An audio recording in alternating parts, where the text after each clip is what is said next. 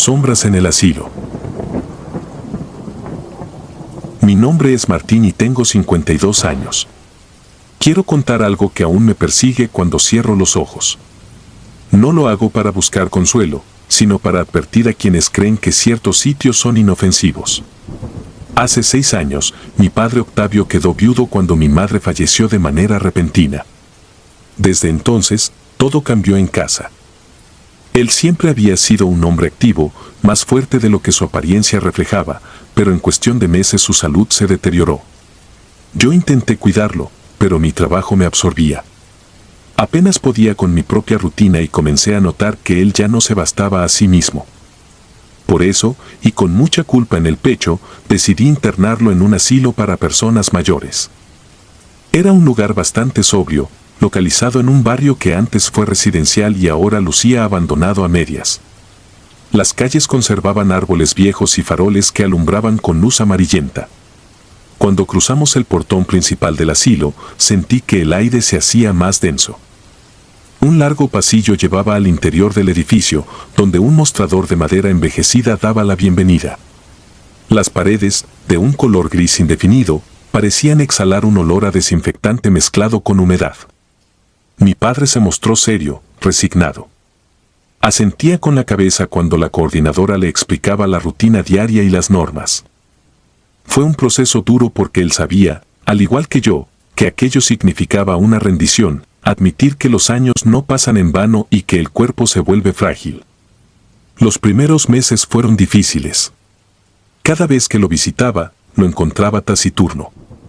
Me contaba que la comida no tenía sabor, que los días se hacían eternos y que las noches se volvían un susurro de pasos por los pasillos.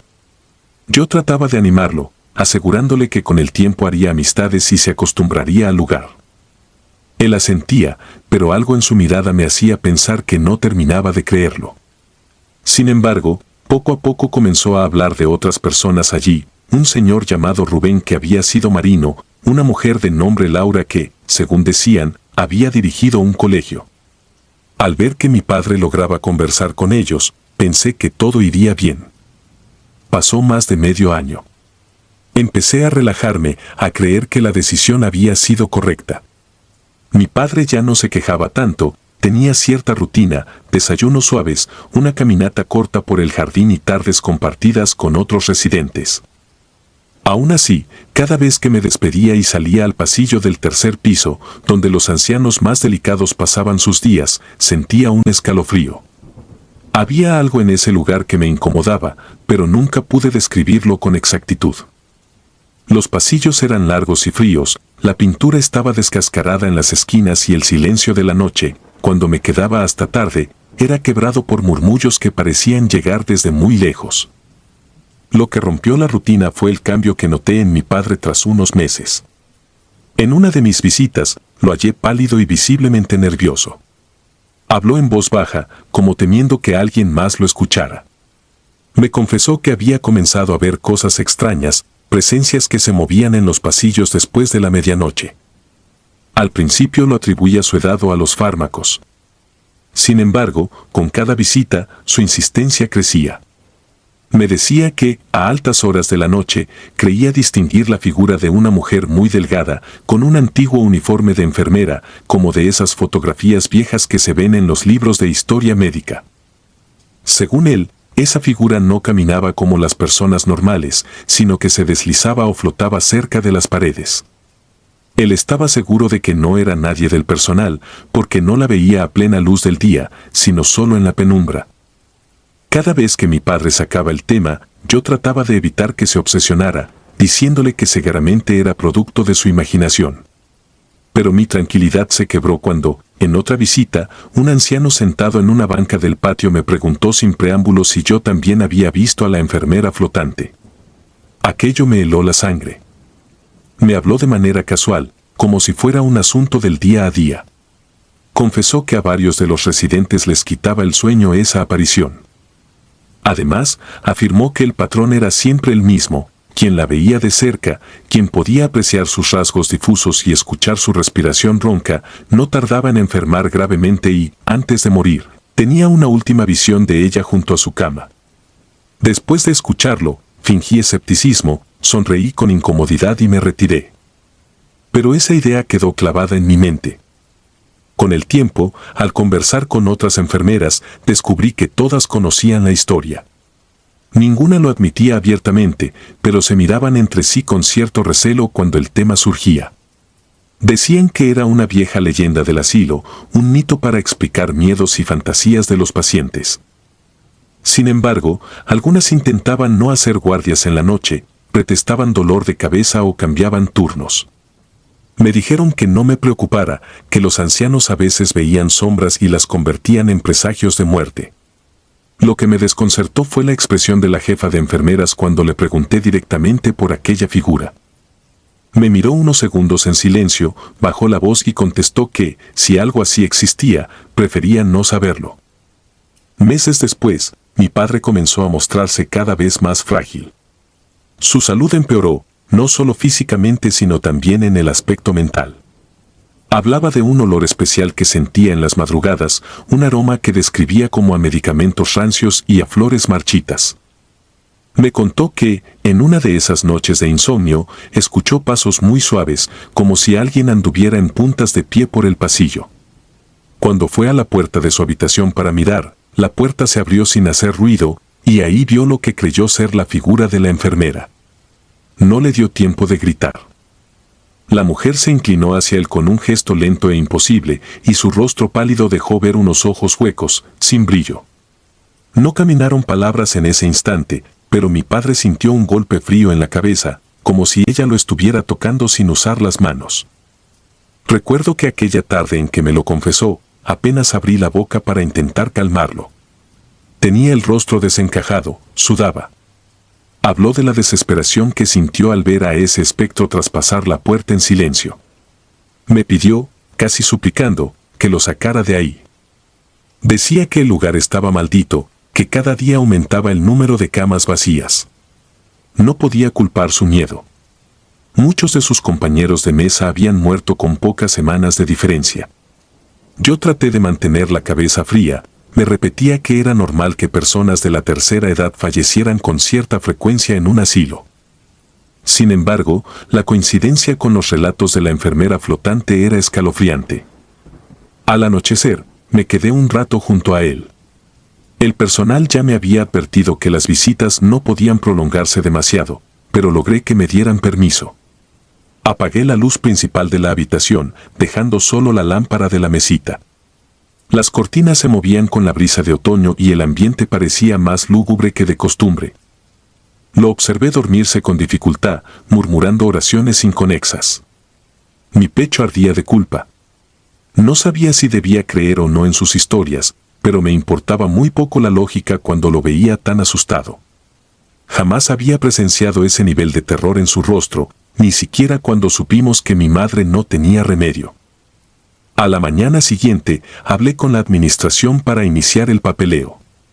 Les dije que mi padre necesitaba atención en casa, un cuidado más cercano, que yo contrataría a alguien para asistirlo día y noche. Me saltaron con argumentos sobre lo complicado que sería darle la atención médica requerida. Pero yo estaba decidido. Tal vez no era la mejor solución para un hombre que ya requería vigilancia constante, pero prefería lidiar con las consecuencias de mi decisión a verlo consumirse de miedo en esas paredes frías. Mi padre no celebró con gritos de alegría. Estaba demasiado agotado, casi derrotado anímicamente, pero sentí un ligero alivio al verlo esbozar una tenue sonrisa cuando le dije que, en menos de una semana, lo llevaría de vuelta a casa.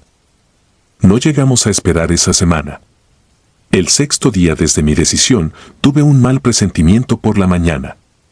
Siempre me despertaba pensando en él, pero esa vez sentí algo distinto, una especie de opresión. Fui al asilo al mediodía, me recibieron con rostros serios. La enfermera jefa, con voz tensa, me dijo que mi padre había tenido una complicación. Subí corriendo las escaleras. Al abrir la puerta de su habitación, lo encontré recostado, con los ojos entrecerrados y la respiración muy lenta. Entre sus labios se escapaba un murmullo. Al acercarme, entendí lo que repetía: ella estuvo aquí. En su mano izquierda todavía sujetaba con fuerza el borde de la sábana, como si hubiera querido aferrarse a la realidad. No logré sacarle más palabras. Minutos después, un médico entró para revisarlo. Mi padre expiró en silencio, sin que pudiera quedarme a solas con él un segundo más. Aquel momento me rompió por dentro. Salí del asilo como un autómata, sintiendo que los muros me miraban con una sorna siniestra. El trámite del funeral fue rápido y confuso. Familias de otros residentes me daban sus condolencias, pero notaba en sus miradas un brillo de temor, como si supieran perfectamente lo que había pasado.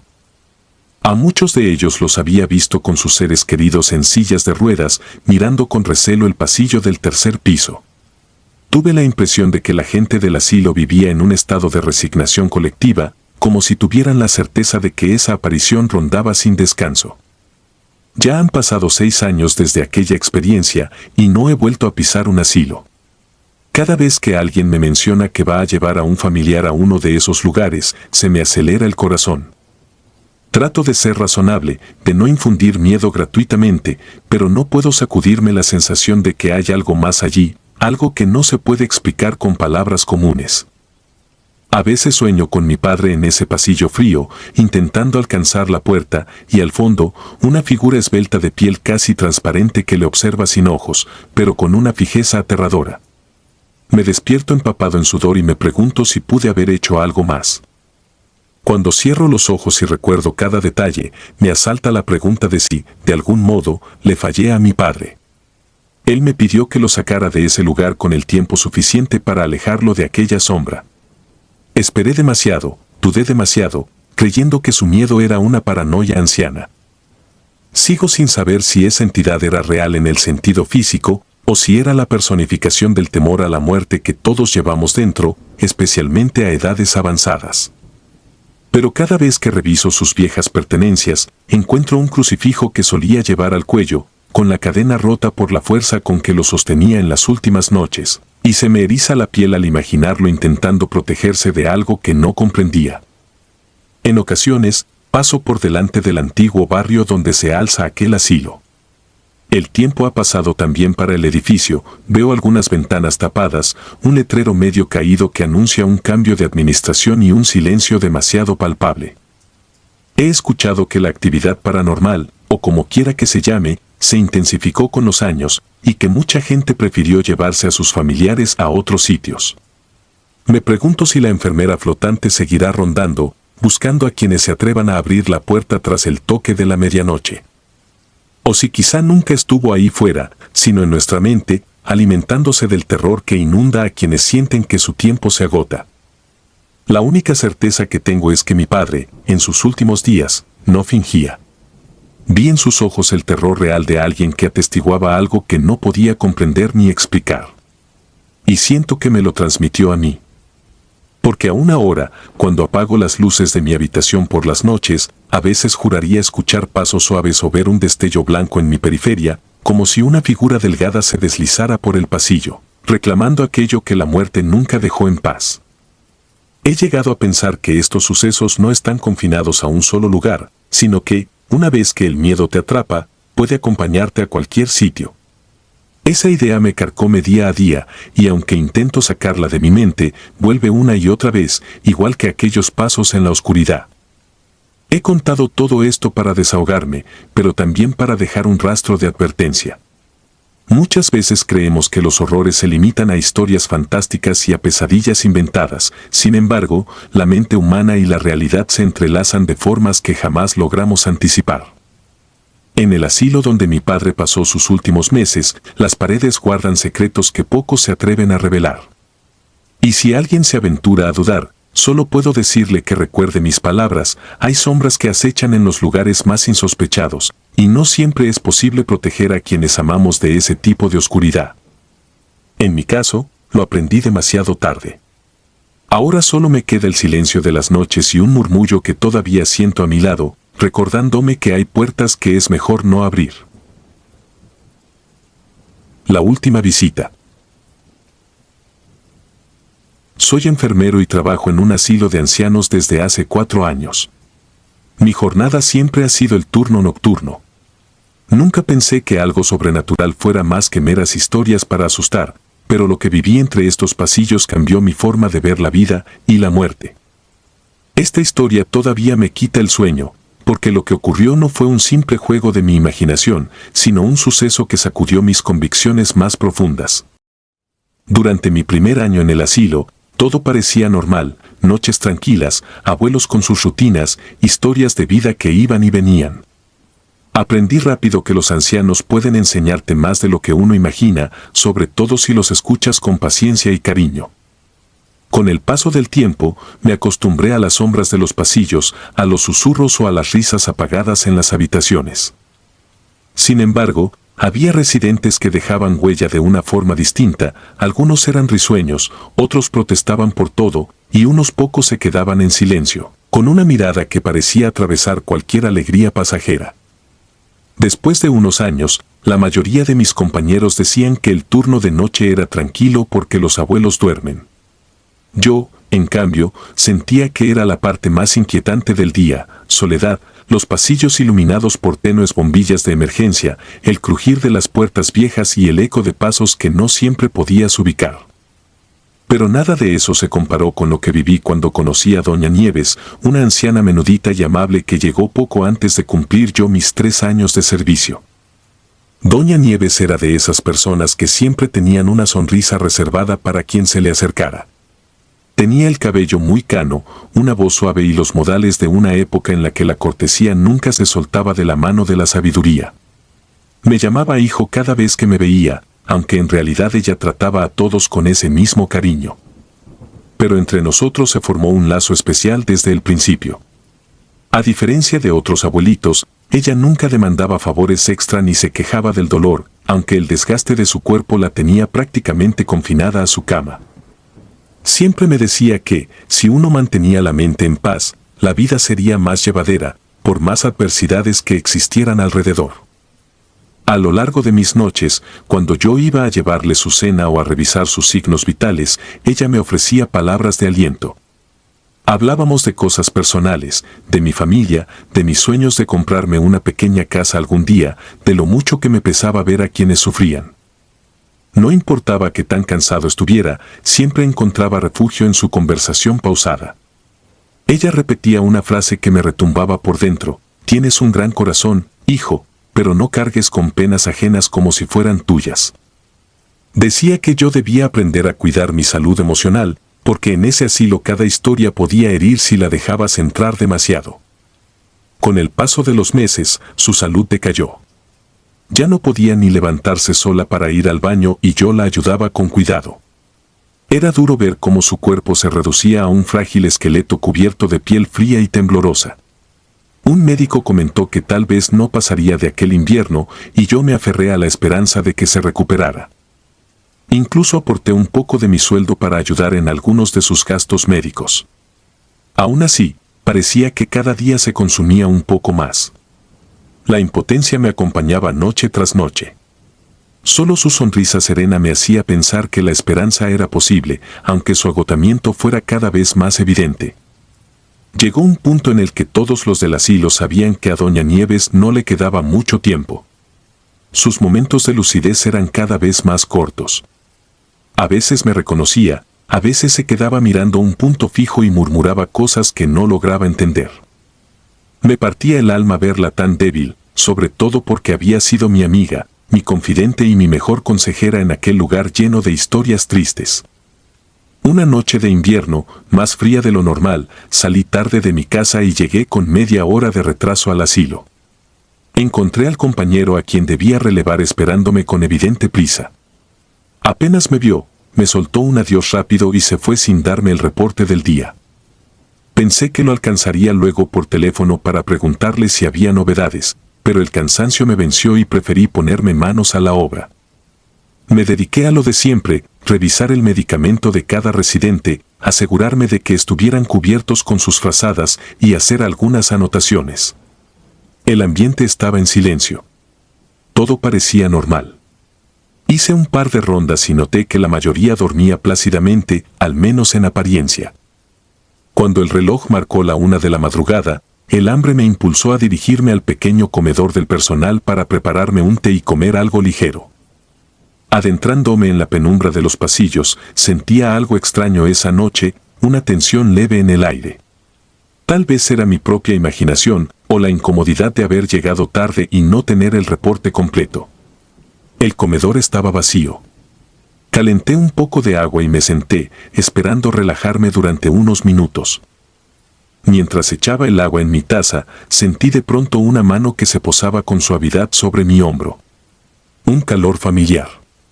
Me giré despacio, entre sorprendido y asustado, y entonces la vi a ella, Doña Nieves. Me quedé helado.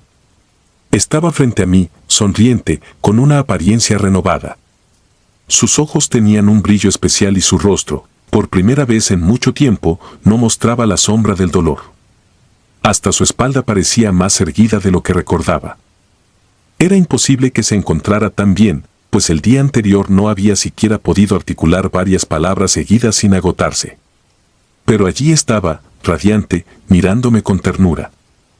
Me dijo que se sentía en paz, que el dolor se había ido y que solo quería agradecerme por todo. Su voz era dulce, pero había en ella un matiz extraño, como un eco que no venía del mismo espacio donde yo estaba. Me confesó que le había dado mucha alegría contar con un apoyo sincero en sus últimos meses. Sentí una oleada de emoción que chocaba con la frialdad de la lógica. Ella no podía estar de pie, no podía caminar, no podía siquiera mantener una conversación tan larga en días recientes. Mi cerebro buscaba un razonamiento, mientras mi corazón latía desbocado.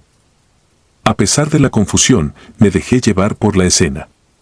Su rostro iluminado me transmitía algo que no sé explicar, una paz tan intensa que parecía disolver, por unos instantes, toda la carga de estrés que llevaba encima. Quise reprenderla con suavidad, diciéndole que era muy tarde, que debía descansar, pero mi voz salió en un susurro casi tembloroso. Ella se acercó, me dio un abrazo y me dijo que había llegado la hora de marcharse. Le pedí que esperara, que se quedara un rato más, que se tomara un té conmigo. No sé por qué pensé que aún había algo que pudiera hacer por ella. Quizás solo quería disfrutar un momento más de aquella compañía sanadora. Me di la vuelta para buscar un vaso en la repisa. Tardé apenas unos segundos, pero al volver a mirar la silla donde estaba, ya no había nadie. El aire de la sala estaba inmóvil y la temperatura pareció descender de golpe. Sentí un escalofrío que me recorrió la nuca y mi primer pensamiento fue que ella había vuelto a su cuarto. Con el corazón acelerado, fui hasta la habitación de Doña Nieves para asegurarme de que se acostara de nuevo. Al llegar, la cama estaba perfectamente hecha, sin señales de que alguien la hubiera utilizado recientemente. Inquieto, salí y revisé los pasillos, el patio y la sala común. Nada. Era como si se hubiera desvanecido en el aire. Pasé casi una hora buscándola, llamándola por su nombre en voz baja y con un nudo en la garganta, temiendo que se hubiera desorientado. La desesperación me llevó a llamar al encargado del asilo, a pesar de la hora. Apenas atendió, le dije con la voz agitada que Doña Nieves no estaba en su cama ni en ningún otro sitio. Hubo un silencio largo del otro lado. Luego me preguntó, con tono suave, si estaba seguro de lo que decía. Le repetí con nerviosismo que ella se había levantado y que la había visto con mis propios ojos en el comedor, caminando como si estuviera bien de salud. La siguiente respuesta me cayó como un balde de agua helada. El encargado me confesó que Doña Nieves había fallecido aquella misma mañana. Se disculpó por no habérmelo dicho antes, pero pensó que mi compañero de turno ya me habría pasado la noticia. Cuando escuché aquello, sentí que mis piernas perdían fuerzas. Colgué el teléfono sin responder nada. No podía creerlo. ¿Cómo era posible? Ni siquiera pude procesar las palabras de mi superior. Me quedé en medio de un pasillo, con la respiración agitada. Empecé a repasar mentalmente la escena en el comedor, sentí su mano, vi su rostro, escuché su voz tan clara, tan llena de una vida que no había tenido en sus últimos días. El abrazo, ese abrazo que me había inundado de una calma imposible de describir. ¿Había sido un sueño? ¿Una alucinación provocada por mi cansancio y mi culpabilidad por haber llegado tarde? Pero no. Lo que percibí en ese momento fue tan real como los latidos frenéticos de mi corazón. Todo lo viví en carne y hueso. Quise creer, por un instante, que tal vez hubo un error, que tal vez confundieron a doña Nieves con otra residente. Sin embargo, la falta de su presencia en la cama, el reporte médico, la historia clínica, los avisos que seguramente se habrían hecho a la familia, todo encajaba con la noticia de su fallecimiento. Era absurdo pensar que estuviera viva cuando el propio asilo confirmaba su partida. Di vueltas por los pasillos sin saber qué hacer. Una parte de mí quería correr, salir de allí y no regresar jamás. Otra parte quería volver al comedor, esperando encontrar alguna señal de ella, un susurro, algo que me confirmara que no me estaba volviendo loco. Estuve a punto de subir a la azotea, donde a veces íbamos a despejarnos la mente, pero sentí un miedo atroz de encontrar una silueta esperándome en la penumbra. Por primera vez en mi vida, sentí terror de estar en ese lugar que ya conocía de memoria. Miré el reloj, eran casi las 2:30 de la madrugada. Pensé en llamar de nuevo al encargado o en despertar a algún compañero, pero no encontraba las palabras. Mi mente solo repetía que doña Nieves me había visitado para despedirse y agradecer todo lo que hice por ella. Sentí lágrimas contenidas, un escalofrío de puro desconcierto y una punzada en el corazón al entender lo que aquello significaba. Las horas siguientes las pasé vagando como un fantasma. Cada rincón del asilo parecía agrandarse, las sombras se hacían más densas y el silencio era tan pesado que parecía aplastarme. Recordé la frase que doña Nieves solía repetirme, no llevar las penas de los demás como si fueran mías. Pero, en ese momento, sentía que su partida me arrancaba parte de mi ser. Cuando salió el sol, no pude quedarme hasta el final de mi turno. Le avisé al relevo que me sentía mal y me fui. Necesitaba aire fresco. Los días que siguieron fueron extraños. Tuve que asistir al velorio de doña Nieves para darle el pésame a la familia, pero ni siquiera pude acercarme al ataúd. Sentía que, si la volvía a ver en reposo eterno, mi mente se partiría en dos. Sin embargo, la recordé viva, radiante, caminando hacia mí en el comedor, abrazándome con esa calidez que parecía de otro mundo. Desde aquella noche, no pude negar la posibilidad de que haya algo más allá de lo que entendemos como real. A veces, en los pasillos del asilo, todavía siento que alguien me observa y me atrevo a pensar que es ella, cuidándome, asegurándose de que no caiga en la desesperanza. Cuando me siento agobiado, resuena en mi cabeza su consejo de no cargar con dolores ajenos, y eso, de alguna manera, me da fuerzas para continuar. Hoy comparto mi historia sin esperar que todos la crean. Sé que muchos pensarán que fue fruto del cansancio, del estrés acumulado o de un momento de confusión. Pero nadie podrá negarme lo que sentí en aquel abrazo, la paz absoluta y el cese de cualquier miedo. Sigo trabajando en el asilo, aunque muchas noches me asalta el recuerdo de su rostro luminoso apareciendo de la nada. Y, a veces, por un instante, dudo entre sentir pánico o gratitud. Quizá doña Nieves me regaló el último destello de su bondad antes de descansar para siempre. Mientras tanto, sigo con mi rutina, reviso a los ancianos, vigilo que estén cómodos, les ofrezco algo de compañía en la larga noche. Pero ahora, cuando escucho un crujido en el pasillo desierto o veo una figura moviéndose en la penumbra, no corro a buscar una explicación lógica de inmediato. Prefiero pensar que, en la delgada línea que separa la vida de la muerte, hay afectos que no entienden de límites terrenales. Y si alguna vez la siento cerca, no será un motivo de terror, sino un recordatorio de que las almas agradecidas pueden regresar para darnos un último consuelo o una última visita. Infierno entre los muros. Cuando era joven, nunca imaginé que pasaría tantas noches en un asilo de ancianos, y mucho menos que aquellas paredes encerrarían un secreto tan siniestro. Nunca fui una persona temerosa de lo sobrenatural, solía atribuirle todo a la lógica y a la razón. Pero mi escepticismo se resquebrajó la primera vez que puse un pie en el hogar Valle Sereno, un lugar que cambió para siempre mi forma de ver el mundo y lo que habita en las sombras. Recuerdo perfectamente el día que mi madre me pidió que visitara a mi tío Antonio, quien llevaba un par de meses internado allí. Yo había escuchado comentarios sobre aquel asilo, solía ser tranquilo, Los cuidadores se esmeraban en mantener las habitaciones limpias y la comida, aunque sencilla, era lo suficientemente nutritiva. A primera vista, todo parecía en orden. No obstante, conforme oscurecía, el ambiente se volvía denso, casi irrespirable. Al pasar por los pasillos noté que algunos residentes cerraban sus puertas un poco antes de lo habitual, como si temieran algo que deambulaba sin ser visto. Aquella noche, al despedirme de mi tío, me dijo en voz baja que tuviera cuidado al volver a casa, que si escuchaba risas de niño en la penumbra, me tapara los oídos y siguiera de largo.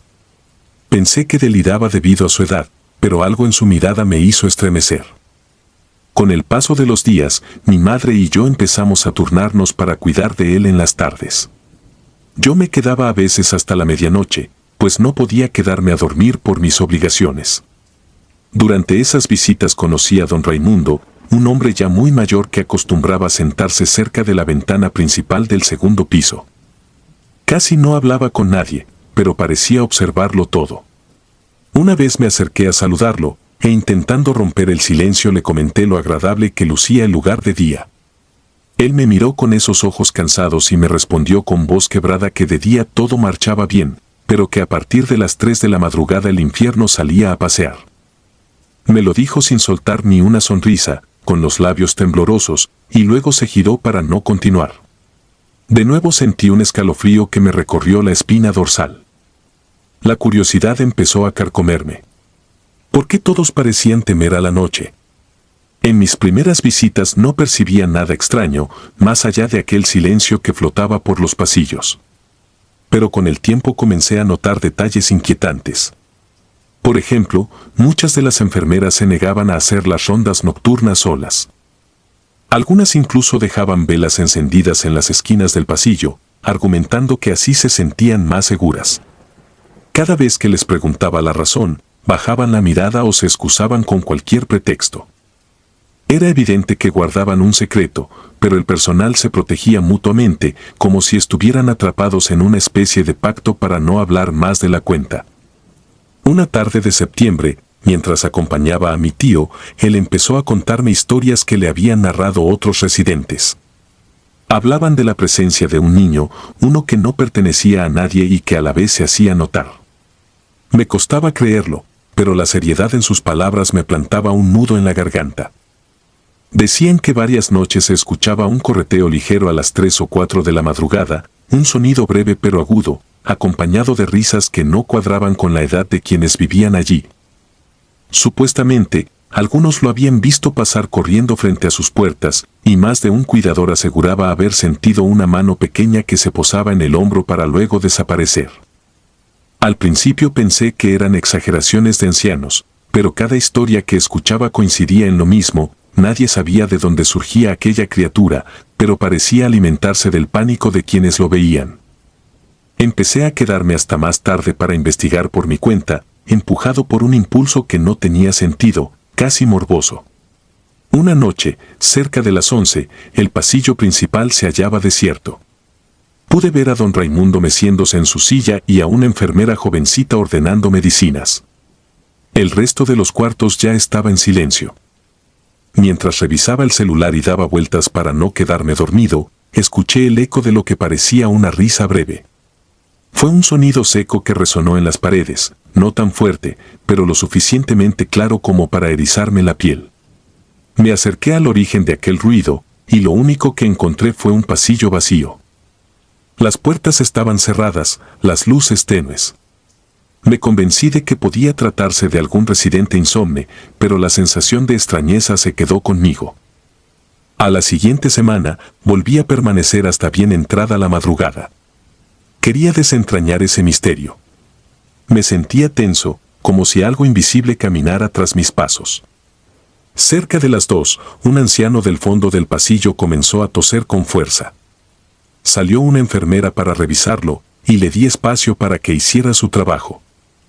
Me apoyé contra la pared y aguardé en silencio, deseando que todo se calmara. De pronto, escuché un sonido de pasos pequeños, como si un niño descalzo se moviera muy cerca.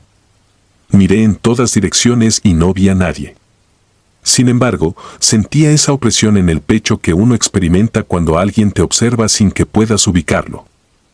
Me atreví a avanzar unos pasos y, al voltear la esquina, distinguí la silueta borrosa de un niño que se escabullía tras la puerta del almacén de sábanas. Se movía con la velocidad de un suspiro. Creí haber alucinado, pero mi corazón me decía que aquello había sido real. La escena me recordó el relato que mi tío mencionaba sin cesar. Después de aquel avistamiento, me sentí más desconfiado de mi razón. Lo que más me perturbaba era que casi todos los residentes coincidían en la descripción de esa figura infantil: piel ceniza, ojos demasiado abiertos, un rostro quieto y frío. Traté de comentar mi experiencia con una enfermera de confianza, pero ella se limitó a decir que no me dejara sugestionar, que a veces el cansancio hacía estragos y que era mejor no pensar en fantasmas. La manera en que me miró, sin embargo, me dio a entender que sí sabía de lo que hablaba y que prefería ocultarlo. Las muertes en el asilo eran habituales por la edad de los residentes, pero me percaté de que en los meses recientes el número de fallecimientos se había disparado. Paros cardíacos repentinos, complicaciones inexplicables.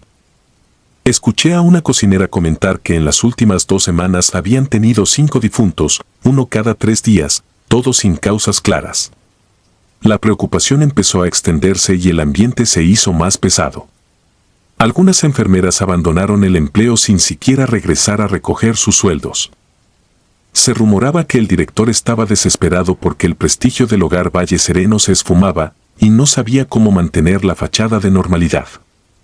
Con cada visita notaba a mi tío Antonio más pálido, más asustado. Insistía en que, al llegar la medianoche, algo recorría los cuartos y se detenía junto a las camas, como si analizara a cada persona.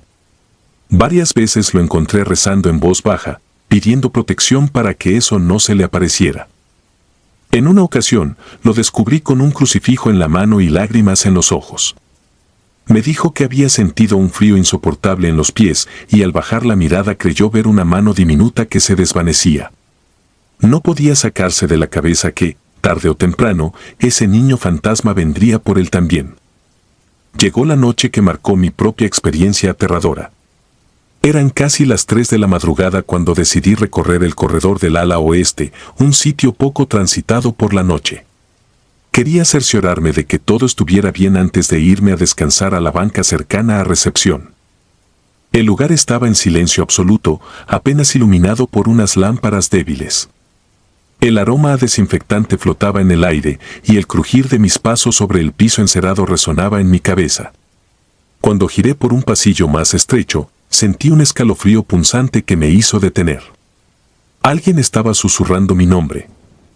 Me quedé quieto, con el corazón retumbando en las sienes. Lo escuché otra vez, un murmullo que repetía mi nombre en un tono infantil, casi burlón. Empecé a caminar muy despacio, buscando el origen de esa voz. De pronto, percibí un roce frío en mi mano derecha, como si unos dedos pequeños y helados intentaran sujetarme. Me quedé paralizado. Y entonces lo vi, un niño acuclillado en el rincón, observándome con ojos tan oscuros que casi no se distinguía la pupila. Su piel era grisácea y su boca se curvaba en una mueca inexplicable. Abrí la boca para soltar un grito, pero lo único que emergió fue un jadeo ahogado. Cuando me atreví a dar un paso hacia atrás, él se incorporó con una lentitud que me dejó sin aliento. No supe si fue el miedo o alguna extraña presión en el ambiente, pero mis piernas se contrajeron y caí de espaldas. En ese instante, se apagó la luz del pasillo. Todo fue un caos. Sentía mi respiración desbocada, como si estuviera a punto de sufrir un ataque. Entre tinieblas, oí una risa aguda que me rompió los nervios. Como pude, me arrastré lejos, tanteando la pared, mientras un escalofrío me recorría hasta la nuca. Cuando la luz regresó, el pasillo estaba vacío, sin rastros de esa criatura. Sin embargo, el terror seguía adherido a mi piel. Regresé con dificultad a la banca de recepción y me encontré a una enfermera pálida, temblando. Me dijo que varias lámparas se habían fundido al mismo tiempo en distintos sectores del edificio. Ninguna de las cámaras internas había registrado nada anormal, pero su expresión me revelaba que ya no aguantaban más. Esa noche, nadie pegó un ojo. Yo solo quería sacar a mi tío de ese lugar. Presentí que, de seguir allí, algo terrible terminaría por sucederle. Al día siguiente, solicité los papeles para llevarme a mi tío a casa. Me lo autorizaron sin muchos rodeos, como si les quitara un peso de encima. Él estaba exhausto, pero no dejó de suplicarme que lo sacara cuanto antes. Pasé por su habitación para empacar sus pocas pertenencias y al abrir uno de sus cajones me topé con recortes de periódico viejos. En ellos se hablaba de un incendio ocurrido muchos años atrás, cuando el asilo funcionaba como un orfanato estatal. Según esos reportes, varios niños perecieron en aquel incidente y muchos cuerpos nunca fueron recuperados.